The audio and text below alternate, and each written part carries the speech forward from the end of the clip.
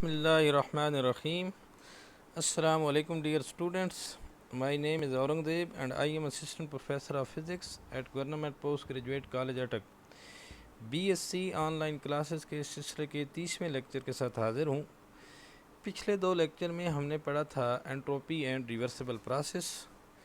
तो आज के लेक्चर का टाइटल है entropy and irreversible process.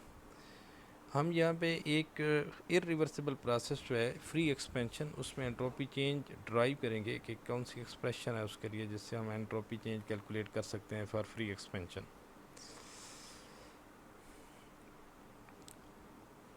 What is irreversible process? Such a process that can not be retraced exactly in reverse order, जिसमें सारी changes reversible ना हों उसको हम इरिवर्सिबल प्रोसेस कहते हैं। तो there are no absolutely reversible processes in nature. Nature में अब्सोल्युटली रिवर्सिबल प्रोसेस नहीं है।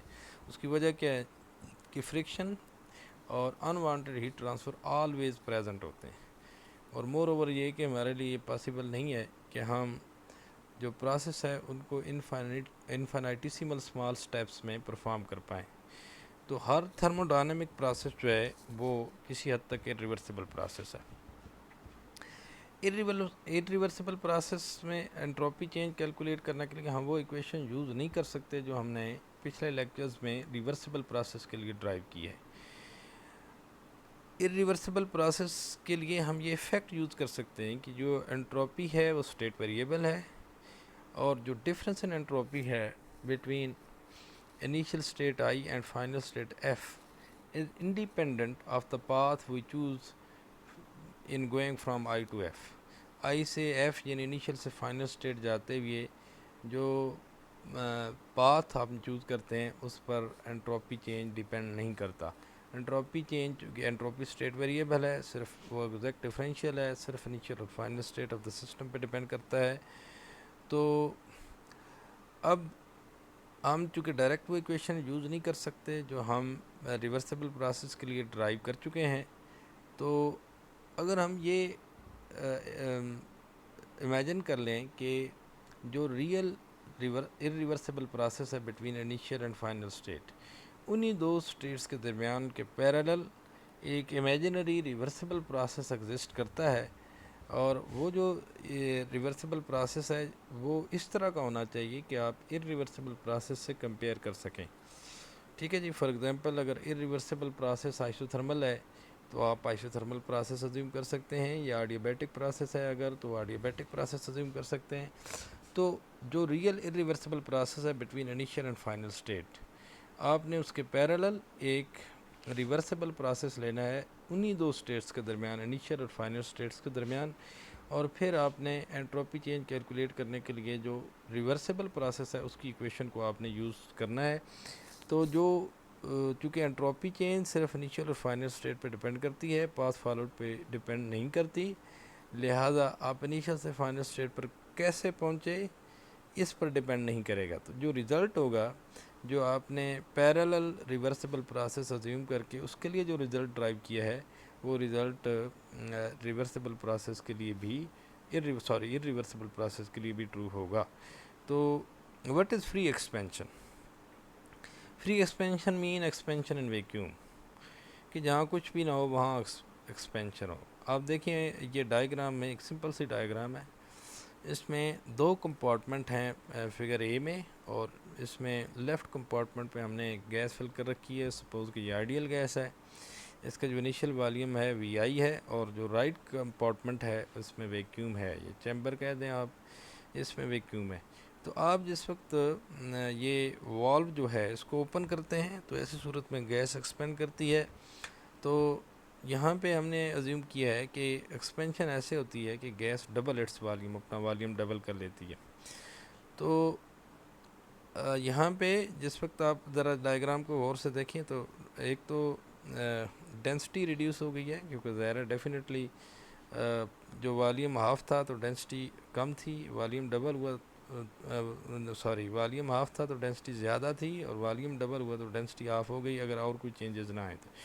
मोर ओवर ये कि आपने ये जो ओवरऑल जो कंपार्टमेंट है आपका, इसकी जो वॉल्स हैं ये वाली, इन वॉल्स को आपने adiabatic अज्यूम करना है या they should be insulated from surrounding, ये सराउंडिंग से इंसुलेटेड होने चाहिए, यानी ये adiabatic आप अज्यूम करेंगे। adiabatic का मतलब होता है no cross, no heat enter और लीव द सिस्टम। तो यहाँ हम अब पैरामीटर्स देखते हैं कि इस प्रोसेस के दौरान ये फ्री एक्सपेंशन हो गई, ये फ्री एक्सपेंशन इरिवर्सिबल है बिकॉज एक मरतबा आप वाल्व ओपन कर देते हैं तो आप इस पर जो कंट्रोल है वो लूज़ कर देते हैं और दोबारा आप कंट्रोल गेन नहीं कर सकते। तो इसका मतलब ये हुआ कि ये स्मॉल स्टेप्स में ये प्रोसेस हो ही नहीं सकता और सिर्फ आप इनिशियल और final state of the process जानते हैं। इस दौरान दरमियान में स्टेट्स जो हैं उनको पीवी प्लेन के ऊपर शो नहीं किया जा सकता। फ्री एक्सपेंशन आप पिछले चैप्टर में पढ़ के आए हैं, आप इसका अच्छी तरह से नॉलेज रखते हैं। तो वहाँ पे भी आपने ये डिस्कस किया कि फ्री एक्सपेंशन जो है it is isothermal process as well as adiabatic process, मी के दोनों को कंपेयर किया जा सकता है, आइसोथर्मल भी और एडियाबैटिक से भी। उसकी रीज़न क्या है? अब देखें कि जब वैक्यूम एक्सपेंशन होती है तो नो वर्क इज़ डन, कोई वर्क नहीं होता, तो W इक्वल टू ज़ीरो हो गया। उसके बाद दूसरी बात यह है कि जो गैस है उसको आपने इंसुलेटिंग सिलेंडर में, इंसुलेटिंग कंटेनर में आपने बंद करके रखा हुआ है, एनवायरनमेंट के साथ उसका कोई इंटरेक्शन नहीं है, तो no heat exchange of the system with the surrounding, surrounding के साथ हीट एक्सचेंज नहीं है, तो Q इक्वल टू ज़ीरो। तो according to first law of thermodynamics W plus Q equal to delta E internal होता है, यानी Q प्लस W बराबर किसके है? चेंज इन इंटरनल एनर्जी के। तो Q भी ज़ीरो है, W भी ज़ीरो है, लिहाजा चेंज इन इंटरनल एनर्जी भी ज़ीरो। तो change in internal energy delta E internal zero है। तो इसका मतलब ये हुआ कि चूँकि आइडियल गैस के लिए ई इंटरनल डायरेक्टली प्रोपोर्शनल है टेम्परेचर के, तो चेंज इन इंटरनल एनर्जी अगर ज़ीरो है तो it mean change in temperature equal to zero है। तो चेंज इन टेम्परेचर ज़ीरो होने का मतलब है टेम्परेचर कांस्टेंट है। तो ऐसा प्रोसेस जिसका टेम्परेचर कांस्टेंट हो उसको हम क्या कहते होते हैं? Isothermal process. तो चूँकि यहाँ पे हीट एक्सचेंज भी ज़ीरो है, लिहाजा इसको एडियाबैटिक प्रोसेस से भी कंपेयर किया जा सकता है। तो लास्ट स्टेप में क्या लिखा है? The free expansion is certainly irreversible because we lose control of the system once we open the valve that separate two compartment. ये बात हम पहले कर चुके हैं, ये इरिवर्सिबल प्रोसेस है और इसमें Q भी ज़ीरो है, यानी एडियाबैटिक प्रोसेस के तौर पर इसको ट्रीट किया जा सकता है। इसमें जो टेम्परेचर है वो कांस्टेंट है, इनिशियल और फाइनल टेम्परेचर बराबर है, इसका मतलब है इसको आइसोथर्मल प्रोसेस के साथ कंपेयर किया जा सकता है। तो यूजली जो है हम आइसोथर्मल प्रोसेस चूज़ करते हैं जब हमने कैलकुलेशन करनी हो एंट्रोपी चेंज की। तो find the entropy change we choose a reversible path from I to F for which we can do this calculation. अब हम अज्यूम कर रहे हैं ये रियल जो रियल फ्री एक्सपेंशन है, रियल इरिवर्सिबल फ्री एक्सपेंशन है, इसके पैरेलल हम एक रिवर्सिबल प्रोसेस अज्यूम करते हैं between the same two state initial और फाइनल। तो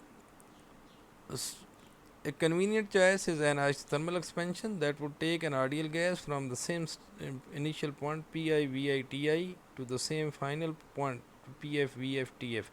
ये सेम लिखा हुआ है, इनिशियल और फाइनल सेम नहीं है, बल्कि हम ये कह रहे हैं कि जो फ्री एक्सपेंशन हमने डिस्कस की है रिवर्सिबल, उसकी जो इनिशियल स्टेट है आइसोथर्मल प्रोसेस की भी इनिशियल स्टेट वही है, और जो आइडियल गैस की इनिशियल स्टेट और जो फाइनल स्टेट है फ्री एक्सपेंशन या रिवर्सिबल प्रोसेस की, हमारे आइसोथर्मल एक्सपेंशन की भी फाइनल स्टेट वही है। It represents a procedure very different from that of the free expansion but it connects the same pair of equilibrium state. तो procedure तो डिफरेंट है, ज़ाहिर है। ये रिवर्सिबल प्रोसेस अगर आप अज्यूम करेंगे तो उसको आप एग्जैक्टली रिवर्स ऑर्डर में रिट्रेस कर सकते हैं। फ्री एक्सपेंशन रिवर्सिबल प्रोसेस है, लेकिन आप ये इक्वेशन यूज़ कर सकते हैं सिर्फ इस वजह से कि एंट्रोपी स्टेट वेरिएबल है।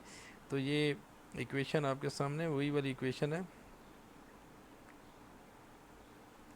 Delta S equal to S F minus S I, यानी final state entropy minus initial state, और ये किसके बराबर है? Integral from I to F T Q by T.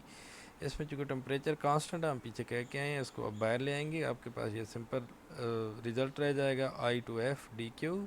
D Q का मतलब है differential value of amount of heat Q, और वो इंटीग्रल और डिफरेंशियल वैल्यू एक दूसरे को कैंसिल करके आपको Q is amount of heat exchange. तो आपके पास डेल्टा एस की वैल्यू हो गई Q बाई टी। अब फर्स्ट लॉ ऑफ थर्मोडायनामिक्स के मुताबिक Q plus W equal to zero है, और because delta internal equal to zero है, इसका मतलब है कि आप लिख सकते हैं कि Q बराबर है माइनस डब्ल्यू के। Q अगर माइनस डब्ल्यू के बराबर है तो यहाँ वैल्यू पुट कर दें Q की जगह, तो आपके पास ये इक्वेशन 3 आ जाती है कि डेल्टा एस किसके बराबर है, minus W divided by T. हम जानते हैं कि आइसोथर्मल प्रोसेस के लिए W कितना है, minus n R T natural log of V F by V I. ये वैल्यू आप इक्वेशन 3 में पुट कर दें, आपके पास ये डबल नेगेटिव साइन होगा और डबल नेगेटिव साइन कैंसिल हो जाएगा, टेम्परेचर भी कैंसिल हो जाएगा।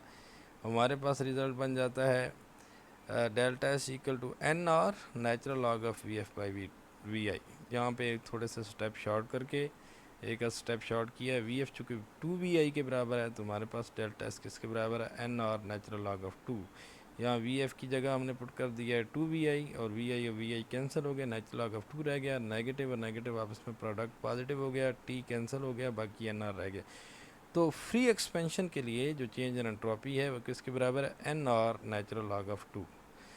तो this is equal to the entropy change for irreversible free expansion. Note that delta S is positive for the system, इसमें कोई नेगेटिव साइन नहीं आप देख रहे हैं यहाँ पे, चूँकि एन पॉजिटिव है, आर पॉजिटिव है और नेचुरल लॉग ऑफ 2 पॉजिटिव है, तो इसका मतलब है कि सारे यहाँ पे पॉजिटिव क्वांटिटीज़ हैं, इनका प्रोडक्ट पॉजिटिव रहेगा।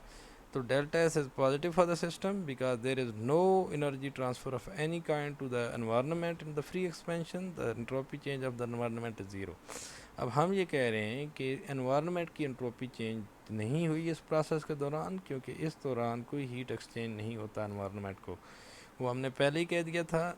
अब जो सिस्टम है उसमें एंट्रोपी चेंज पॉजिटिव है और एनवायरनमेंट में कोई एंट्रोपी चेंज नहीं हुआ, दस total entropy of the system plus environment increases during a free expansion. तो फ्री एक्सपेंशन के दौरान जो टोटल चेंज इन एंट्रोपी है वो पॉजिटिव है या एंट्रोपी इंक्रीज करती है। तो इंशाल्लाह नेक्स्ट लेक्चर में irreversible heat transfer and entropy इस पे हम बात करेंगे। तो ये एप्लीकेशन जो है एक और हम डिस्कस करेंगे इसके बाद। तो अल्लाह हाफिज़।